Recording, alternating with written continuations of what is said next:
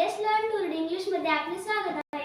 आज आपण पाठ 80 पाहणार आहोत. मागील पाठ 79 मध्ये आपण ओ यू जी एच आणि ए यू जी एच असणारे शब्द पाहिले. या पाठ मध्ये आपण के आणि एच असणारे शब्द पाहणार आहोत. म्हणजेच या पाठ मध्ये के आणि एच यांचा आवाज होत नाही.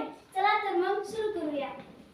के एन डबल ई नी, के एन डबल ई नी, KNEL Neel, KNEL Neel, KNIT NEET, KNIT NEET, KNITTING knitting, KNITTING knitting, KNOW no, KNOW no, KNOCK knock, KNOCK knock, HOUR hour, HOUR hour, HEIR here, HEIR here,